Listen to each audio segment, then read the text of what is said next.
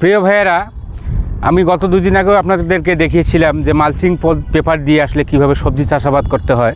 আসলে কৃষি চাষাবাদ যে এখন কত আধুনিক এবং ডিজিটাল হয়েছে তা আজকে আপনাদেরকে একটু হাতে কলমে দেখানোর চেষ্টা করব যে মালচিং পেপার ব্যবহার করে কীভাবে আপনারা বিভিন্ন ধরনের সবজি চাষাবাদ করবেন। তা বর্তমানে আমি একটি শশা খেতে দাঁড়িয়ে আছি। তো এখানে দেখতেছেন যে শশা লাগানো হয়েছে। তো আজকে শশা চাষাবাদ নিয়ে কিছু গুরুত্বপূর্ণ পরামর্শ আপনাদের মধ্যে শেয়ার করব।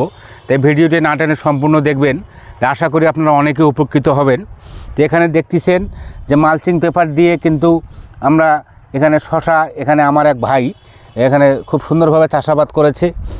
এই যে এখানে দেখেন যে মাটির যে প্রস্থটা কত সুন্দরভাবে এখানে উঁচু করে নিয়েছে এবং এখানে পানি নিষ্কাশন ব্যবস্থা খুব সুন্দরভাবে করা হয়েছে এবং এই যে মাঝখানে একটি করে কিন্তু চারা দিয়েছে। তা আমাদেরকে প্রথমে জানতে হবে যে শশা লাগানোর আসলে উপযুক্ত সময় আসলে কখন। তা শশা লাগানোর উপযুক্ত সময় হচ্ছে ফেব্রুয়ারি এবং মার্চ মাসে 25 ডিগ্রি এবং 30 ডিগ্রি সেলসিয়াস তাপমাত্রাই হচ্ছে শশা চাষের জন্য উপযুক্ত তাপমাত্রা। তা যেহেতু এখন শীতকাল চলতেছে, যে শীতকালেও কিন্তু যে আসলে সামনে রমজান মাস, তো রমজান মাসে আপনারা হয়তো সকলেই জানেন রমজান মাসকে টার্গেট করে অনেকেই উচ্চ মূল্য সবজির দাম পাওয়ার আশায় অনেকে শশা চাষাবাদ করে। তা আমার খুবই একজন কাছের ভাই, তার নাম হচ্ছে স্বপন ভাই, এখানে শশা চাষাবাদ করেছে।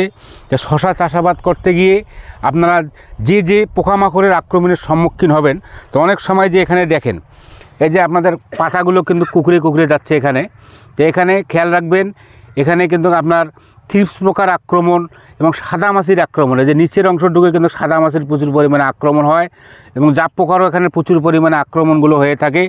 তাই এই সমস্ত পোকামাকড় দমনে আপনারা অবশ্যই ইমিডাক্লোরপিড গ্রুপের যে কীটনাশকগুলো যে রয়েছে সেগুলো প্রতি লিটার পানিতে আপনারা 0.5 মিলি হারে যদি আপনারা স্প্রে করেন তাহলে কিন্তু এই সমস্যা খুব সহজেই সমাধান করতে পারবেন প্রিয় বন্ধুগণ।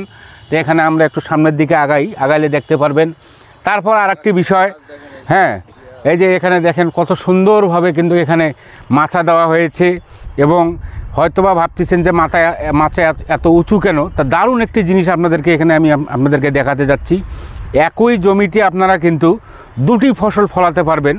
এখানে শশা গাছগুলো কিন্তু যখন আর একটু বড় হবে, এই গাছগুলোর বয়স মোটামুটি 15 থেকে 20 দিন হয়েছে প্রিয় বন্ধুগণ।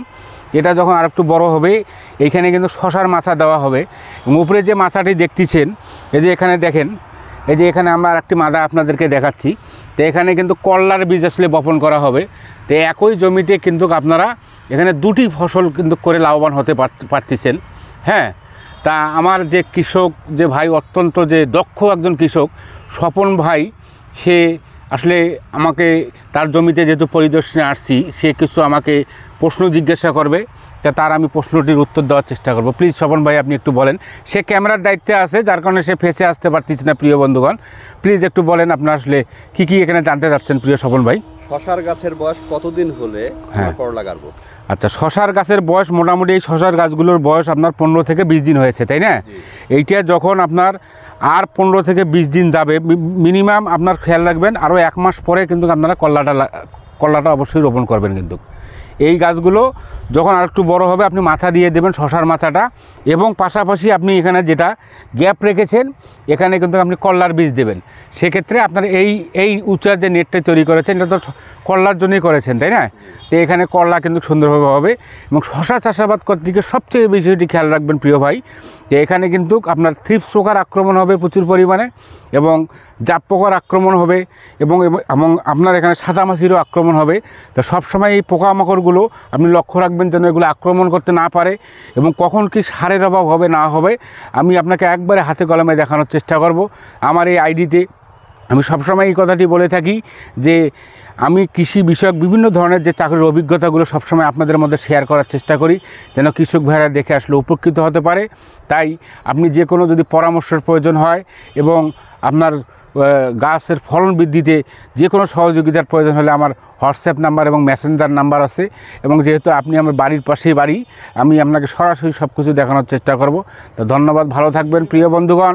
সকলেই সুস্থ থাকবেন এবং কৃষি পেশার সাথে যারা জড়িত আছেন তাদেরকে সকলকে জানাই আমি সশ্রদ্ধ সালাম এবং স্যালুট। কারণ এই কৃষি যোদ্ধাদের কারণেই আজকে আমাদের বাংলাদেশ খাদ্যে স্বয়ংসম্পূর্ণ।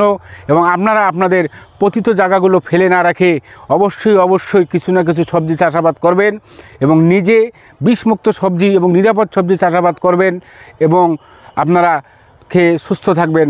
ধন্যবাদ, সকলে ভালো থাকবেন। আজ চলে যাচ্ছি, তবে যাচ্ছি না, আবারও আপনাদের মধ্যে নিয়ে এসেছি কৃষির নিত্য নতুন ভিডিও। আসসালামু আলাইকুম রহমতুল্লাহ।